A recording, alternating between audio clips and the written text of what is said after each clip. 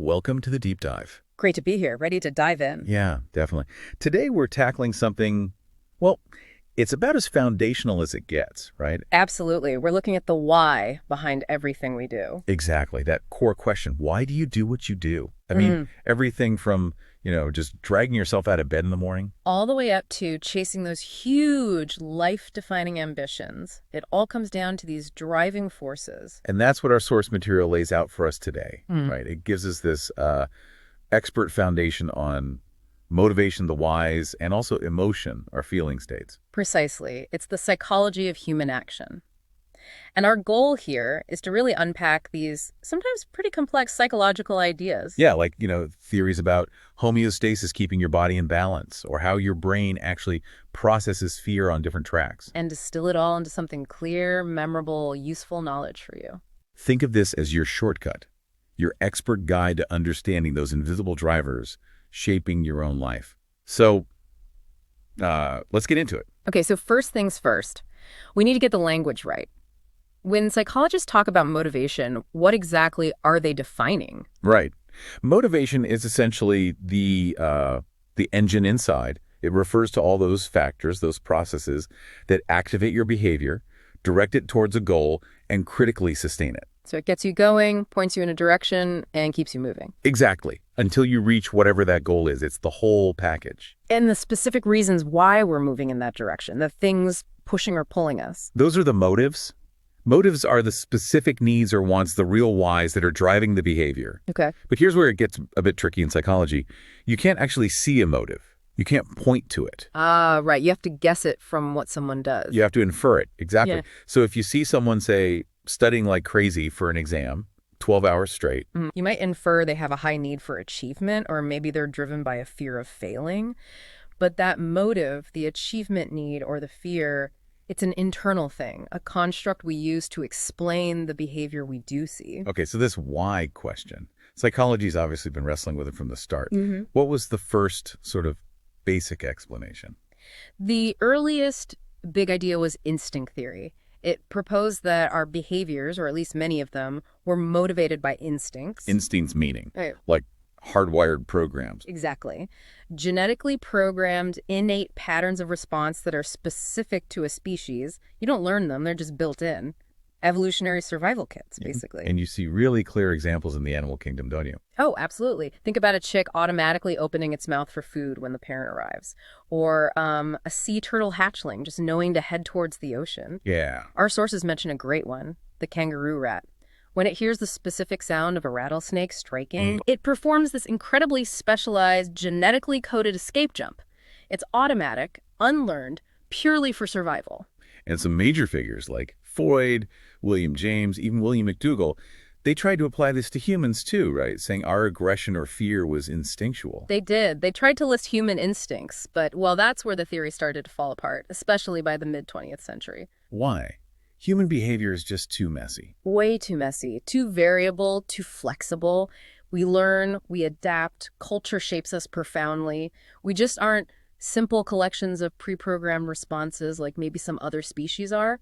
Our behavior isn't strictly determined by these fixed patterns. Okay, so if instincts aren't the main driver for humans, what replaced that idea? What are we fundamentally trying to achieve, if not just running genetic programs? That led psychologists to drive theory. This really took over from instinct theory by the 1950s, and its core concept is homeostasis. Homeostasis, that's about balance, right? Keeping things stable inside. Precisely. It's the body's fundamental, relentless tendency to maintain a steady, optimal internal state. Think temperature, blood sugar, hydration. Your body is constantly working to keep those in a very narrow, stable range. So drive theory sees motivation as basically fixing imbalances, like an internal push. Exactly. It's a sequence. First, you have a need, a state of deprivation. You haven't had water for hours. It's a biological need. Okay. That need then creates a drive. This is a state of tension, both physical and psychological. In this case, thirst. That feeling of being thirsty is the drive. And the behavior that follows It's a drinking water. is motivated purely by the desire for drive reduction. You want to satisfy the need, eliminate that uncomfortable tension of thirst, and get back to that comfortable, balanced, homeostatic state. So the ultimate goal, according to drive theory, is just quiet. No tension. Back to baseline. That's the core idea, yes. Right. Reducing those internal tensions. But That feels incomplete, doesn't it? Mm. What about things we do that increase tension? Like, why do people climb mountains or explore unknown places or even just get curious about something? That doesn't seem like reducing a drive. Exactly. That's the big critique that poked holes in simple drive theory. It couldn't explain behaviors where we actively seek out stimulation, not reduce it. So we needed something else. We needed the concept of stimulus motives, and research by Harry Harlow actually was really important here. He worked with monkeys. What did he find? He showed that monkeys would spend hours solving mechanical puzzles or exploring new objects in their cages, even when they weren't hungry or thirsty, and got no food reward for doing I it. just did it for fun. Pretty much. For the sake of the activity itself, it suggested there's an innate, maybe biological need for exploration, for activity, for engaging with the environment, separate from just reducing basic drives like hunger. Okay, so we have a need for stimulation. That's the idea behind arousal theory. It proposes that we, as organisms, try to maintain an optimal level of arousal or stimulation. Not too high, not too low, but just right for us. Just right being the key phrase, because that level must vary hugely between people. Massively. Think about it. If your stimulation level dips too low, maybe you're bored. Sitting around, you'll seek ways to increase it. You might call a friend, turn on exciting music, maybe even pick a fight. Or go bungee jumping. Or go bungee jumping. That's someone with a very high optimal arousal level. They thrive on intensity, risk, fast-paced stuff. Whereas someone else might find their optimal level reading a book quietly or gardening. Exactly. Their just right involves much lower levels of external stimulation, but the underlying motivation is the same, trying to maintain that personal sweet spot of arousal. So this shifts things. It's not just about an internal push from a need anymore. There's something pulling us from the outside, too. Precisely. And that external pull is the focus of incentive theory. If drive theory is the push from within, incentive theory is about the pull from without. Incentives being rewards, things we want. Rewards or goals or stimuli out there in the world that motivate us to act, often regardless of our internal state, they attract us. And the strength of that attraction, that pull, is its incentive value. How strongly do we want that thing? Yes. And crucially, what gives something high incentive value is massively shaped by our culture. Ah, okay. Give me an example. Well, in a very individualistic culture, like parts of the West, maybe a big salary, a fancy title, a luxury car, those might have extremely high incentive value because they signal personal success and status. Right. But in more collectivist culture, the highest incentive value might be attached to something totally different, maybe fulfilling obligations to your family or achieving something that brings honor to your whole community or contributing to group well-being. The pull is defined by the cultural context. Okay, so beyond the basic biological drives in seeking stimulation, humans are social creatures. We have other kinds of needs. Absolutely. We have psychosocial needs. These are needs rooted in our relationships and interactions with others. Things like the need for friendship, for belonging, for status or recognition, and a really big one, the need for achievement. Achievement motivation. That seems like a huge driver for a lot of people. And our sources say it's kind of complex, driven by two different forces. That's right. It's often a mix. You have extrinsic motivation, that's the desire for external rewards. Things like money, good grades, praise, a trophy, stuff you get from the outside. Okay. And the other type? Intrinsic motivation. This is the desire for internal gratification. Doing something because you genuinely enjoy it or find it satisfying in itself. The pleasure of mastering a skill, the feeling of accomplishment, just the pure satisfaction of the task. And it often feels like that intrinsic motivation is the more powerful one for, like, deep learning or creativity, isn't it? When you love doing it. Research generally supports that, yes. People tend to persist longer and produce higher quality work when they're intrinsically motivated. However, There's a catch. there's often a conflict, especially in situations where achievement is possible. Our sources highlight this tension. We're pulled by achievement motivation, the desire to take on challenges, even if there's a risk of failing, because the potential reward or satisfaction is high. But at the same time, we don't like failing. Exactly. We're also pulled by avoidance motivation. This is the desire to steer clear of failure, to avoid embarrassment or negative judgment. We want to reduce that risk. That sounds like a tough trade-off. You want the success, but you're scared of the potential failure. It's a fundamental conflict. And if you consistently let avoidance motivation win, if you always choose the easier path to minimize failure risk, You protect yourself, but you also limit yourself. By definition, you avoid the really difficult tasks, the complex challenges, and those are often the ones that lead to the biggest successes or breakthroughs. So you stay safe, but you might also stay, well, stuck. Okay, so motivation isn't just about reducing discomfort or seeking stimulation. It's also about these higher, more complex goals, like achievement. This seems like a good place to bring in Abraham Maslow. He tried to create a whole map for this, didn't he? His hierarchy of needs. Yes, Maslow was a central figure in humanistic psychology. His model is probably one of the most famous psychological theories out there. He proposed that human needs are arranged in a kind of order, a hierarchy. Usually shown as a pyramid, right? Exactly. With the most basic fundamental needs at the bottom. The idea is that you generally need to satisfy the lower level needs before you can really focus on or be motivated by the higher level ones. Let's walk through those 5 classic levels, starting at the absolute base. At the very foundation are the physiological needs. These are non-negotiable for survival. Yeah. Air, water, food, shelter, sleep, warmth. If these aren't met, pretty much nothing else matters motivationally. Makes sense. Level 2. Safety needs. Once your basic survival is handled, you need to feel secure.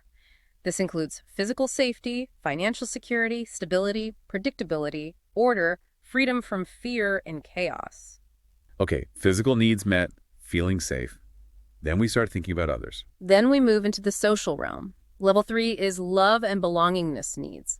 The need for connection, affection, intimacy, family, friends, being part of a group or community. And above belonging. Level 4 is esteem needs.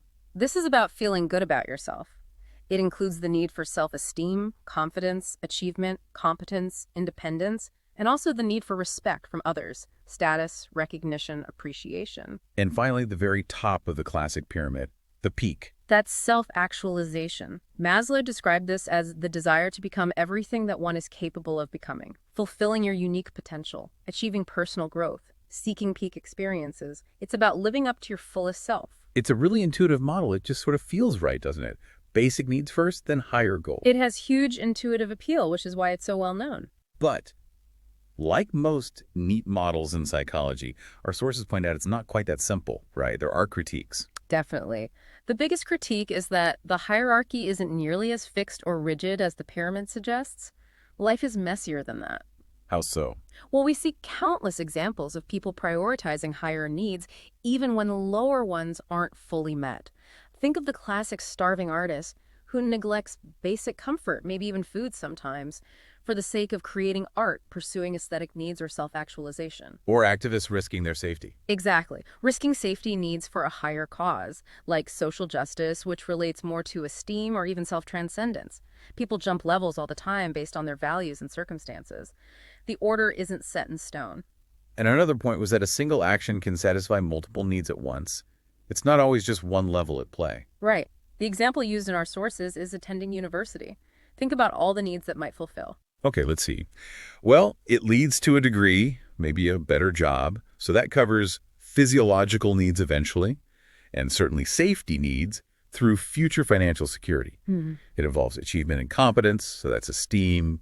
You make friends, join clubs, so that's a belongingness. And depending on what you study and why, it could absolutely be part of self-actualization to intellectual growth, pursuing your potential. So one activity hits almost all the levels. It can, yeah. Which shows the neat separation isn't always accurate. It's also interesting that Maslow himself kept refining the model, didn't he? He added more needs later on. He did. He proposed cognitive needs the desire to know, understand, explore. And aesthetic needs the appreciation for beauty, balance, form. And perhaps most importantly, he later added self-transcendence at the very top, even above self-actualization. Self-transcendence. What does that mean beyond the self? Exactly. It's about connecting to something beyond the self. This could be through service to others, devotion to an ideal or a cause, spiritual experiences, helping others achieve their potential. It moves the focus from personal fulfillment to contributing to something larger. So while the pyramid might be a bit too simplistic as a rigid roadmap, its lasting value is really in emphasizing that human motivation is layered. We're driven by both these basic, almost animalistic needs for survival and satisfaction, and by these higher, uniquely human pursuits of growth, meaning, and connection. It pushes us beyond just thinking about drive reduction. Okay, let's pivot now and focus in on one of those really powerful, fundamental biological drives, hunger. Our sources make it clear it's way more complicated than just your stomach growling, right? Oh, absolutely. That old idea that hunger is just stomach pangs. It's largely incorrect. While the stomach plays a role, the primary control center for hunger and eating is definitely the brain. And specifically, a small but critical area called the hypothalamus. It seems to have these two key parts working in opposition, like an on-off switch system. That's a great way to put it. We have the lateral hypothalamus, often called the LH. Classic experiments show that if you electrically stimulate the LH in an animal, It starts eating. it starts eating ravenously, even if it just ate. It seems to be involved in initiating eating, the on switch. Conversely, if you damage the LH, the animal might stop eating altogether, sometimes to the point of starvation. Okay, so LH turns eating on. What turns it off? That appears to be the job of the ventromedial hypothalamus, or VMH. It acts as the satiety center, the off switch. The satiety meaning feeling full. Feeling full and satisfied, yeah. If you stimulate the VMH, an animal will stop eating, sometimes right in the middle of a bite. And if the VMH is It damaged, just keeps eating. it leads to massive overeating, a condition called hyperphagia, because the brain isn't getting that crucial signal saying, okay, that's enough. So these two brain areas are coordinating things. Yeah. But how do they know when to flip the switches? What signals are they using? They're responding to a whole symphony of chemical signals, neurotransmitters, and hormones circulating in the bloodstream and brain. These signals provide information about the body's energy status. Can you give us a couple of examples? Sure. Two important ones are neuropeptide Y and leptin. Neuropeptide Y is a potent neurotransmitter produced in the hypothalamus that strongly stimulates appetite. It basically screams, eat, to the brain. Okay, that's a hunger signal. What about a fullness signal? That's where leptin comes in. Leptin is a hormone released by your fat cells. As your fat stores increase, more leptin is released. It travels to the hypothalamus and signals that energy stores are adequate, which should, in turn, suppress appetite and increase metabolism. So it's this constant chemical conversation trying to keep energy intake and expenditure in balance. Exactly. A very complex feedback loop involving the brain, the digestive system, and fat stores. That beautifully complex biological system seems to be struggling in the modern world, doesn't it? Which brings us to the obesity epidemic. The basic cause seems simple enough: calories in versus calories out. At its core, yes, it's an energy imbalance. Consistently taking in more calories than you expend leads to weight gain. But the factors driving that imbalance in modern society are incredibly complex and interwoven. Like what? What are the big contributors? Well, first, there's the food environment itself. We have unprecedented access to cheap, convenient, highly palatable foods that are often dense in calories, fat, and sugar, Yeah, they're everywhere. and often engineered to be almost irresistible. Pair that with major shifts in physical activity. Most jobs now are sedentary compared to previous generations. We sit in a lot. We sit a lot at work, commuting, then for leisure TV, computers, phones. This massive increase in sedentary time dramatically reduces the calories outside of the equation. So you have easy calories coming in and fewer opportunities for them to go out.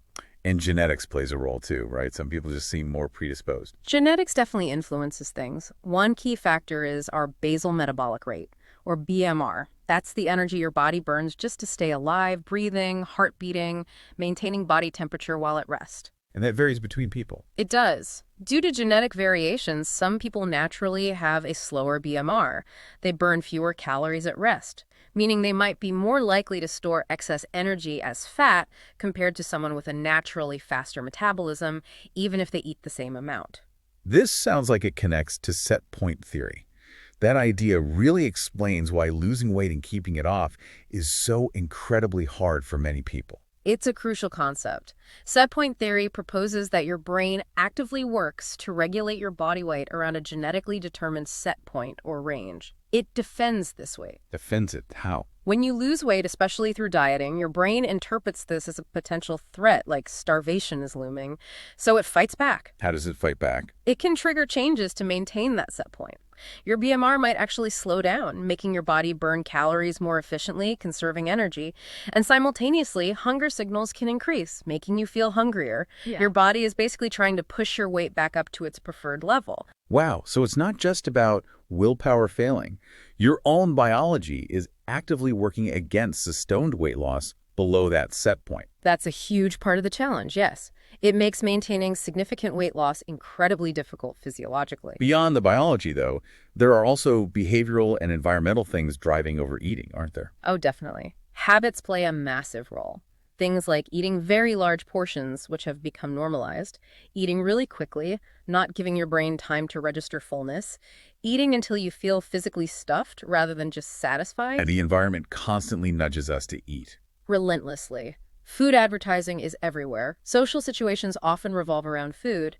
And then there are emotional factors. Eating because you're stressed or sad. Exactly.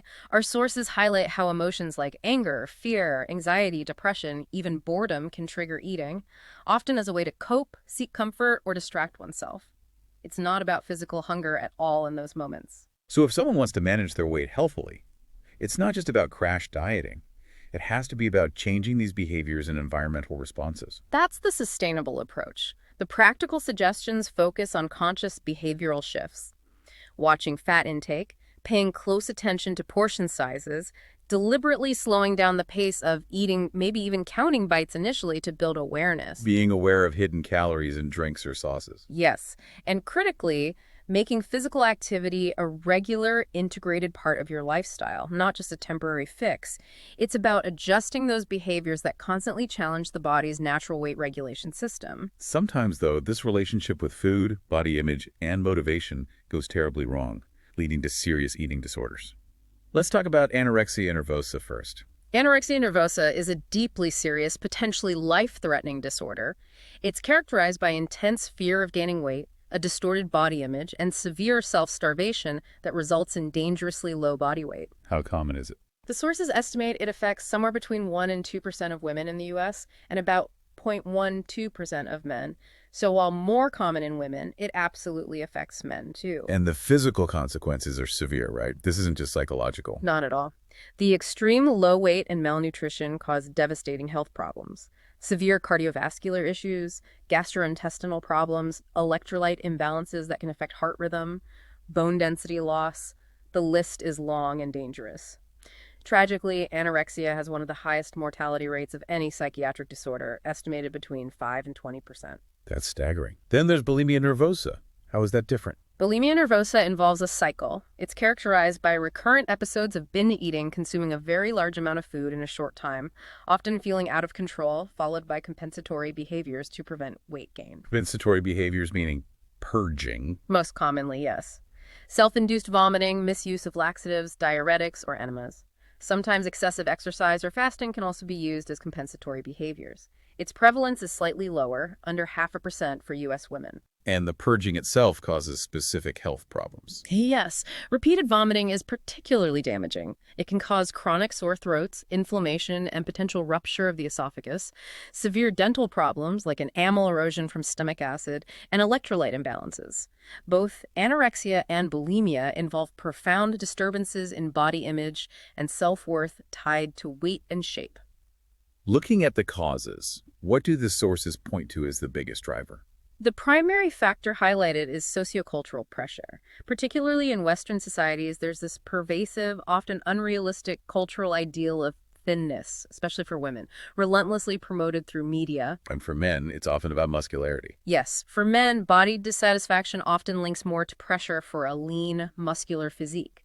This intense pressure contributes significantly to body dissatisfaction. And social media seems to make it worse. Research suggests a strong link. Higher social media use, especially platforms focused on images, correlates with greater body comparison and increased body dissatisfaction, which are known risk factors. This cultural aspect also explains why these disorders are less common in places without that specific thin or muscular ideal, right?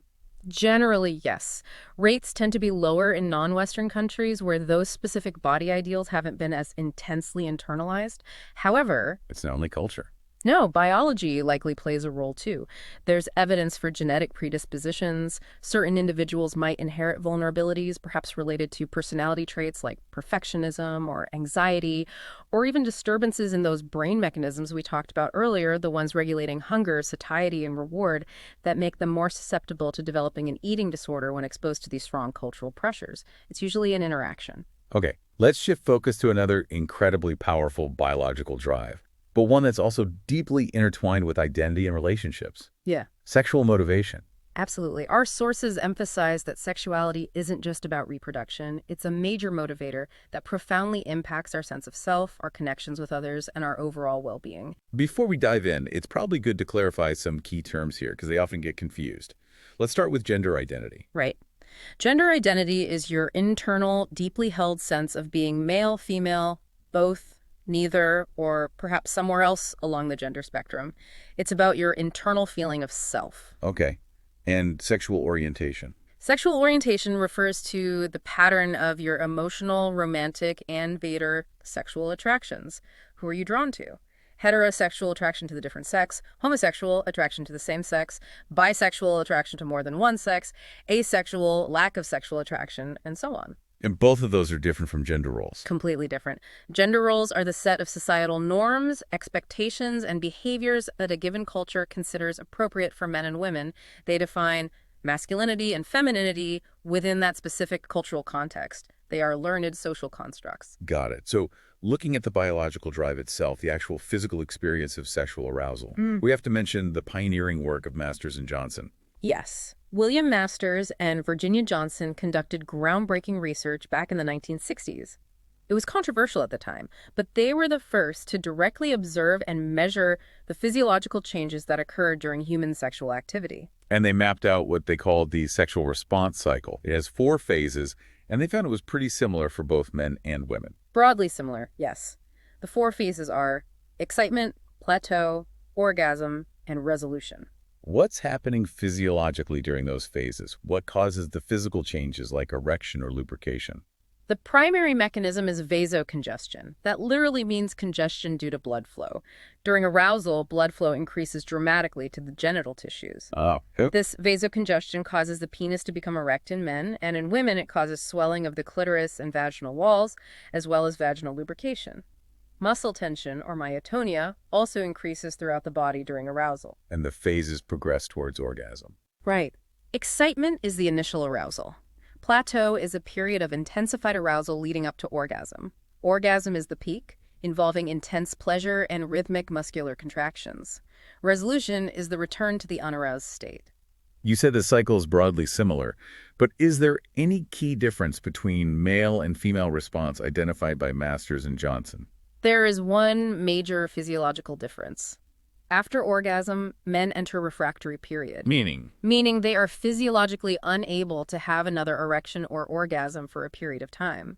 This period can last anywhere from minutes to hours, and it tends to get longer with age. And women. Women do not typically experience a refractory period in the same way. This means they are physiologically capable of experiencing multiple orgasms in relatively quick succession if stimulation continues. That's the main difference in the cycle itself. Okay, let's come back to sexual orientation. The sources describe it not as distinct categories, but more like a continuum, right?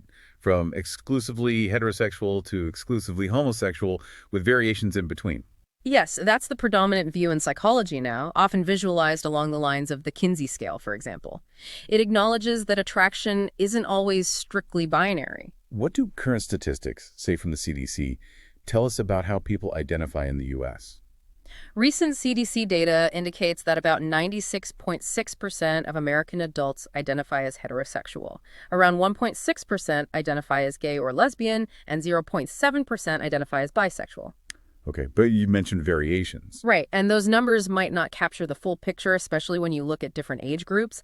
The data also shows that younger adults, say those under 30, are significantly more likely than older adults to identify as bisexual or with other non-heterosexual identities. What does that suggest? A change in orientation itself or something else? It likely reflects, at least in part, a greater societal acceptance and openness, allowing younger generations to feel more comfortable identifying and expressing orientations that might have been more stigmatized or less understood in the past. So maybe not a change in underlying feelings, but more openness in labeling them. And what about the causes of sexual orientation? Theories on this have really shifted over time, haven't they? Dramatically. Early psychological theories, often rooted in psychoanalysis, speculated about things like parenting styles or early experiences. Those ideas have largely been discredited due to lack of evidence. So where has the focus shifted? The scientific consensus has moved strongly towards biological factors playing a significant role. There's considerable research pointing to genetic influences. Twin studies, for example, suggest a hereditary component. And hormones? Prenatal hormonal influences are another major area of research. The idea is that exposure to certain levels of hormones, like androgens, during critical periods of fetal development might influence brain structures related to sexual orientation. So is it all biological then? Nature, not nurture. Not entirely. The current understanding, as presented in our sources, is that sexual orientation likely arises from a complex interaction of factors. It's probably a combination of genetic predispositions, prenatal hormonal effects, and possibly some psychosocial or environmental factors interacting throughout a person's life. It's not a single cause, but a complex interplay. Now, sometimes this sexual drive can be a source of problems or distress. Let's talk about sexual dysfunctions. What defines a dysfunction? A sexual dysfunction is generally defined as a persistent or recurrent problem with sexual interest, arousal, or response that causes significant personal distress or interpersonal difficulty. It has to be causing problems for the person or couple. Are there common patterns in the types of issues men and women experience? Statistically, yes, there are some differences. Women are more likely to report experiencing problems with low sexual desire or difficulties reaching orgasm. For men, common issues include erectile dysfunction, difficulty achieving or maintaining an erection, premature ejaculation, and also low sexual desire. Is this something people just have to live with? Absolutely not. The good news is that most sexual dysfunctions are highly treatable. What kinds of treatments are available? Treatments often involve a combination of approaches. Biological treatments might include medications like drugs for erectile dysfunction, or sometimes hormone therapy, like testosterone replacement if low desire is linked to hormone levels. Certain antidepressants can actually help with premature ejaculation. And psychological approaches. Psychological treatments, often in the form of sex therapy, are very effective. This usually involves working with an individual or a couple. What happens in sex therapy? Therapists help individuals and couples understand the causes of the dysfunction, which might involve anxiety, communication problems, past trauma, stress, relationship issues. They then teach specific behavioral techniques. For example, sensate focus exercises involve non-demand touching to reduce performance anxiety and increase focus on pleasure. Therapy often reframes the issue as a couple's concern, improving communication and intimacy. Often, a combination of biological and psychological approaches works best. Okay, we've talked a lot about what moves us motivation. Now let's shift to what we feel emotion. Our sources break down emotion into three basic components, right? It's not just one thing. That's right. Emotion is generally understood as a complex feeling state involving three interconnected components. First, there's bodily arousal. Like the physical symptoms, racing heart, sweaty palms. Exactly. The physiological changes, increased heart rate, respiration, muscle tension, sweating, the activation of your autonomic nervous system. That's the body's contribution. Okay, component one. What's number two? Number two is cognitions. This includes the subjective conscious experience of the feeling itself, labeling it as anger or joy, but also the thoughts, beliefs, and judgments that accompany it.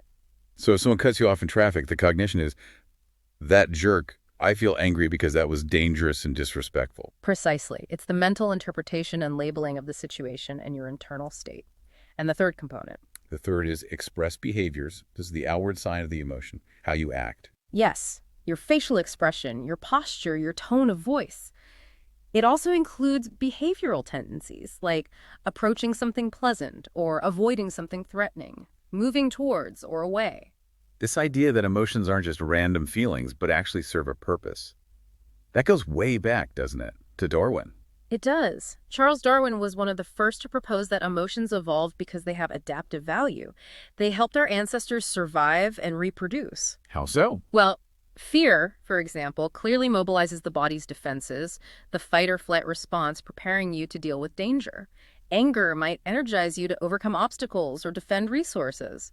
Even positive emotions like joy can strengthen social bonds. And Darwin also noticed that the way we show these emotions, especially on our faces, seemed similar across cultures. He did. He argued that basic emotional expressions were innate and universal, serving as important communication signals.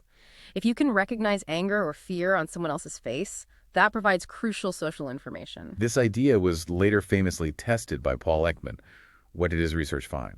Ekman conducted cross-cultural studies showing photographs of American individuals expressing different emotions to people in various cultures, including isolated, pre-literate cultures in New Guinea who'd had minimal contact with the West. And they could recognize the emotions. Largely, yes. His research identified 6 basic emotions: anger, fear, disgust, sadness, happiness, and surprise, whose facial expressions appeared to be recognized across vastly different cultures. This provided strong support for the idea of universal, biologically based emotional expressions. So we all smile when we're happy, basically. Essentially, yes, for these core emotions. Although it's worth noting, as our sources do, that some more recent research has raised questions, finding more cultural variation in how people interpret expressions, especially subtle ones. But the basic finding of universality for these 6 has been very influential. But even if the basic expression is universal, how and when we show it is definitely shaped by culture, isn't it? Absolutely. This is governed by what psychologists call display rules. These are the unspoken rules specific to a culture or social group that dictate which emotions are appropriate to show, to whom, and how intensely. Can you give an example? Sure. In some cultures, it might be considered inappropriate to show strong negative emotions like anger or sadness in public, or especially towards an authority figure. You learn to mask or suppress those feelings. Or even something subtle, like smiling styles. Exactly. Our sources mention the difference observed between, say, typical American smiles, which often show the upper teeth broadly, and traditional British smiles, which might be more restrained, perhaps showing lower teeth or keeping the lips tighter. These aren't conscious decisions usually. They're ingrained cultural habits about how much emotion to display. Let's talk about a specific emotion, happiness. For a long time, psychology focused more on negative emotions, on problems. But that's changed, right, with positive psychology. Very much so. Positive psychology, which emerged around the turn of the millennium, shifted focus towards understanding human strengths, well-being, and happiness. What makes life fulfilling? So based on the research summarized in our sources, what are the key factors that actually contribute to happiness? Is it just money? Money helps up to a point, mainly in providing basic security and reducing stress. But beyond meeting basic needs, more money doesn't reliably equal more happiness. Other factors become much more important. Like what? Things like having strong social connections, good relationships with family and friends, engaging in activities that you find meaningful and rewarding, that allow you to use your strengths, feeling a sense of purpose, and also, quite importantly, physical health.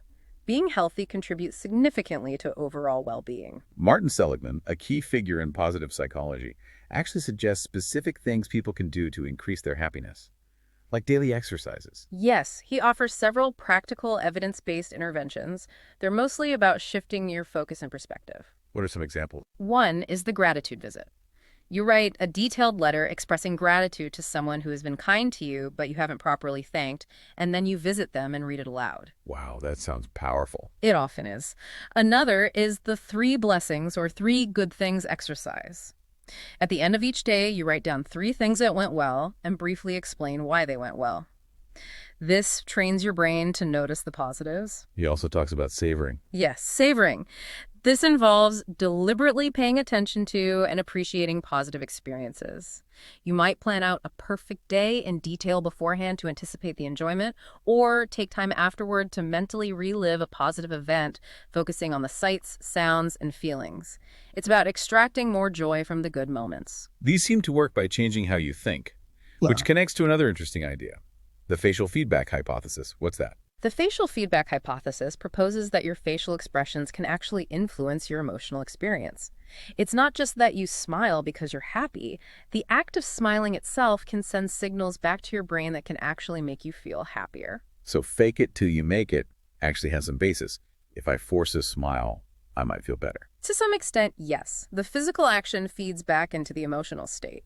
However, there's an important distinction to make. Which is? The difference between a genuine smile and a forced or polite smile. A truly genuine smile, often called a Duchenne smile, involves the contraction of specific muscles around the eyes, the ones that create crow's feet, in addition to the muscles lifting the corners of the mouth. Ah, the smiling with your eyes thing. Exactly. That Duchenne smile is considered a more reliable indicator of true positive emotion. And the feedback from those specific eye muscle contractions might be particularly potent in enhancing feelings of happiness. A forced smile might have some effect, but the genuine one likely has more impact. Okay, so we experience these complex states involving body, mind, and behavior. How does the brain actually orchestrate all this? Where do emotions live in the brain? Emotions aren't located in one single spot, but involve networks of structures, primarily within the limbic system, an older part of the brain involved in motivation and emotion and the cerebral cortex, the more evolved outer layer responsible for higher thought. What are some key players in that network? Within the limbic system, two structures are crucial. The amygdala acts like the brain's threat detector or emotional alarm system. It rapidly evaluates incoming sensory information for potential danger and triggers responses like fear or aggression. And the hippocampus. I know that's involved in memory. It is, and in the context of emotion, the hippocampus is vital for processing the context in which an emotion, especially fear, was experienced. It helps you remember the specific situation or place associated with the feeling, which is crucial for learning to avoid danger in the future. So the limbic system handles the raw feeling and context. What does the cerebral cortex do? The cerebral cortex provides the more conscious, top-down processing. It interprets the meaning of emotional stimuli. Is that growling dog actually a threat, or is it behind a fence? Regulates emotional responses and allows for more complex feelings like guilt or pride. It plans the response based on a fuller evaluation. Understanding these brain parts helps, but there's been this long-standing debate in psychology about the exact sequence of events when we feel emotion. Like what comes first, the feeling or the body's reaction? Yes, it's a classic chicken and egg question in emotion theory. The first major attempt to answer it systematically was the James Lange theory, proposed independently by William James and Carl Lange in the late 1800s. And their idea was the body reacts first. Exactly. They argue that emotions occur after you become aware of your physiological responses to an event. You see a bear, your heart pounds, you tremble, you run, and then because you perceive these bodily changes, you feel fear. So we feel sorry because we cry, angry because we strike, afraid because we tremble. That was James's famous line, wasn't it? That's the one. According to this view, the bodily changes are the emotion, and it implies that each distinct emotion must have its own unique pattern of physiological arousal. But not everyone agreed with that. Walter Cannon and later Philip Bard had a different take with the Cannon-Bard theory. Right. They raised several objections. For one, they argued that physiological responses aren't varied enough to account for the wide range of distinct emotions we feel. Also, bodily changes happen relatively slowly, while we often feel emotions instantly. So what was their alternative? The Cannon-Bard theory proposed that the subjective experience of emotion and the physiological arousal happen at the same time, virtually simultaneously. When you encounter an emotion-triggering stimulus, the brain sends signals along two pathways concurrently. One to your cortex, producing the conscious feeling, and one to your sympathetic nervous system, producing the bodily arousal. So the feeling and the body's reaction are parallel processes, not sequential. The emotion accompanied the bodily response but isn't caused by it. That's the core idea of Cannon-Bard. But then came another major theory, the two-factor model, which seems like the most influential one today. How does that work? The two-factor model, developed by Stanley Schachter and Jerome Singer, brought cognition back into the center stage. It argues that emotion depends on two factors happening together. Okay, factor one. Factor one is physiological arousal, a general state of bodily activation, heart racing, palms sweating, etc. Importantly, Schachter and Singer argued that this initial arousal is often undifferentiated. It's similar across different emotions. So the body feels stirred up, but doesn't necessarily know why yet. What's factor two? Factor two is cognitive appraisal or labeling. Once you feel aroused, you actively search your environment for cues to explain why you feel that way. You interpret the situation and label the arousal accordingly. So if I feel aroused and I'm standing on a shaky bridge, I label it as fear. If I feel the same arousal after getting good news, I label it excitement or joy. Precisely. The arousal provides the intensity of the emotion, but the cognitive label you assign based on the context determines which emotion you actually experience. Emotion is, quote, arousal plus label. That role of cognitive interpretation makes sense, and it ties into how the brain actually handles threats, like fear. There's this idea of a dual pathway, right? Yeah. Two different routes for processing danger. Yes, Joseph Ledoux's research highlighted this dual pathway model of fear. It shows the brain processes potential threats via two simultaneous routes, one fast and one slow. Let's start with the slow one, the high road. The high road is the more deliberate pathway. Sensory information about a potential threat travels from the sensory organs, like eyes or ears, up to the thalamus, then gets relayed to the cerebral cortex for careful analysis and interpretation. So the cortex thinks it over.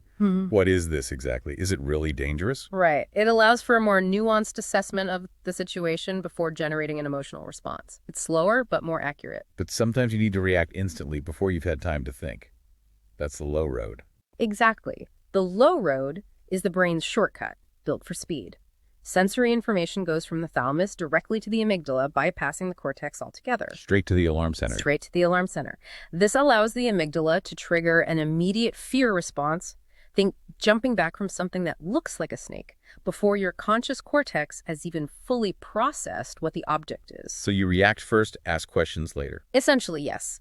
It's a rapid, life-saving mechanism that prioritizes speed over detailed accuracy in potentially dangerous situations. You might jump back from a coiled rope, but that's better than not jumping back from a real snake. Okay, so emotions involve this mix of biology, cognition, and behavior. Managing them effectively seems like a really important life skill. This brings us to the concept of emotional intelligence, or EQ. What is that exactly? Emotional intelligence, or EQ, is broadly defined as the ability to perceive, understand, manage, and utilize emotions effectively, both in yourself and in your interactions with others. It's about being smart about feelings. And our sources break it down into several key characteristics. Yes, often cited are 5 core components. First, knowing your emotions, self-awareness, being able to recognize your own feelings as they happen. Second, Managing your emotions, the ability to handle feelings appropriately, to soothe yourself when upset, to shake off anxiety or irritability. third is about drive. Motivating yourself, being able to marshal your emotions in the service of a goal, delaying gratification, staying hopeful and persistent despite setbacks. Okay, those are about the self. What about others? Fourth is recognizing emotions in others' empathy, understanding what other people are feeling, being sensitive to their verbal and nonverbal cues. And the fifth component. Handling relationships or helping others handle their emotions, managing emotions in social interactions effectively, inspiring others, handling conflict constructively. Social skill, essentially. Let's apply this EQ framework to a particularly challenging emotion. Anger. If it gets out of control, it can be really destructive. How can we manage it better? A key strategy, drawing on that cognitive component of emotion, is to focus on identifying and correcting the thoughts that trigger and fuel the anger. It's often our interpretation of events, not the events themselves, that makes us angry. So changing your thinking can change the feeling. That's the goal. Our sources offer some really practical steps. First, just become more aware of your anger triggers and your typical emotional and physical reactions. Know your warning signs. Okay, self-awareness first. Then what? Then, critically, review the evidence. When you feel anger rising, step back mentally and ask, is my interpretation of this situation accurate? Am I jumping to conclusions? Is this really as catastrophic or offensive as I'm making it out to be?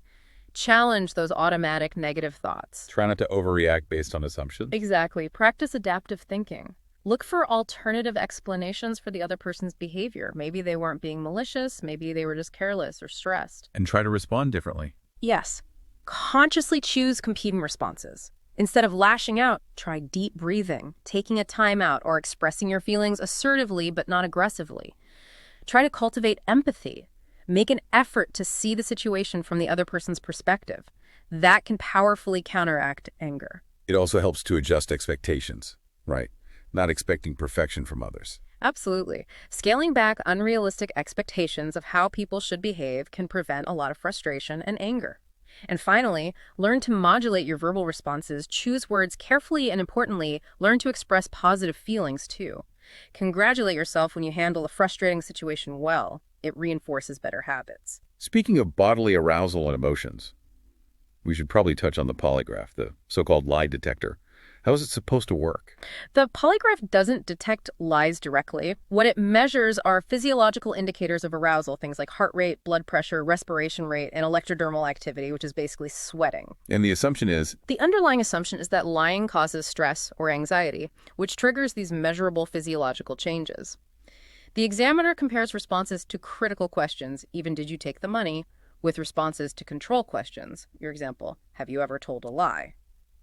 Greater arousal on the critical questions is interpreted as deception. but does it actually work reliably? Our sources seem skeptical. There's significant scientific skepticism, yes. A major problem is that the polygraph cannot reliably distinguish between the arousal caused by lying and the arousal caused by other emotions an honest person might feel during an interrogation, like anxiety, fear, or indignation about being suspected. So the machine just measures arousal, but it doesn't know the reason for the arousal. Guilt looks the same as nervousness. Precisely. An innocent person might show strong physiological responses simply because they are terrified of being wrongly accused. Conversely, A practiced liar might stay calm. exactly. Seasoned liars, or individuals who don't feel guilt or anxiety about lying, like some individuals with antisocial personality disorder, may be able to lie without triggering significant physiological arousal. They can potentially beat the test. For these reasons, many scientists argue the polygraph lacks sufficient accuracy and reliability, especially for high-stakes situations. While newer methods like brain imaging techniques, fMRI, are being explored, they also face challenges and aren't widely used yet. Hashtag tag outro. Wow, we have covered a huge amount of ground today, really diving deep into the core of human experience, what drives us and what we feel. We really have. We journeyed from those fundamental biological pushes, the drive for homeostasis, for food, for sex, all the way up Maslow's ladder to the complexities of achievement, self-actualization, and those intricate cognitive theories of emotion. Yeah, and I think what really comes through from our sources is just how layered human behavior is. Yeah. It's never just one thing, is it? Never. It's always this dynamic interplay between our basic biological needs, the pull of environmental incentives, our learned histories, our thoughts, our culture, the primal wiring in the hypothalamus working alongside the sophisticated interpretations of the cortex. It's fascinating how biology lays that foundation like homeostasis, setting our basic needs. But then culture steps in and dictates the value of our goals through incentives, and even shapes how we're allowed to show our feelings through those display rules. That intersection is key. Biology provides the engine, but culture often provides the map and the driving rules. So that brings us to our final thought for you, the listener, to mull over. We've seen how human motivation pushes beyond just survival, towards self-actualization, and Maslow even added self-transcendence, connecting to something larger than oneself. So the question to consider is this. Given the undeniable power of those basic biological drives we all share, how does the unique way you experience the intersection between those primal needs and the complex cultural values and expectations you've internalized? How does that ultimately shape the meaning and direction of your most important goals, beyond just getting by what truly drives you? Something to think about. We'll see you next time for the next deep dive.